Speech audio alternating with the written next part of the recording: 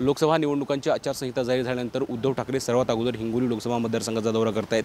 तब्बल 2 दिवसीय लोकसभा मतदारसंघाच्या दौऱ्यावर असताना उद्धव ठाकरे यांची आज पहिली जो सभा आहे ती कुटुंब संवाद सभा वसमतमध्ये आयोजित करण्यात आली आहे। वसमत शहरालगत असलेल्या कृष्ण मंगल कार्यालयावर या ठिकाणी ही सभा आयोजित करण्यात आलेली आहे।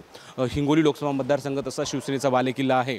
अनेक वेळा या लोकसभा मतदारसंघाने शिवसेनेला खासदार दिला आहे, त्यामुळे यावेळेस सुद्धा उद्धव ठाकरे यांना हिंगोलीमधून खासदार निवडून येईल ही अपेक्षा आहे। त्यामुळे स्वतः उद्धव ठाकरे हिंगोली लोकसभेची जागा स्वतःकडे घेण्यासाठी आग्रही आहेत आणि त्याच पार्श्वभूमीवर उद्धव ठाकरेंचा हा दौरा आहे। आज उद्धव ठाकरे यांच्यासोबत संजय राऊत, अंबादास दानवे, मिलिंद नार्वेकर यांच्यासह मराठवाड्यातील जे शिवसेनेचे बडे नेते आहेत ते सुद्धा उपस्थित राहणार आहेत। खरं पाहायला गेलं तर हिंगोली लोकसभेसाठी स्थानिकचा उमेदवार द्यावा अशी मागणी शिवसेनेकडून केली जाते, अनेक शिवसैनिकांकडून केली जात आहे। त्यामुळे उद्धव ठाकरे उमेदवार घोषित करताना ह्या बाबी लक्षात घेणार का?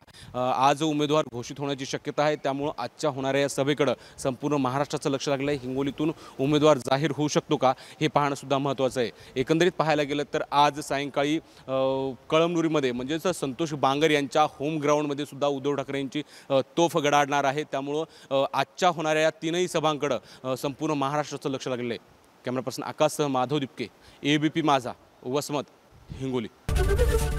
एबीपी माझा, उघडा डोळे बघा नीट।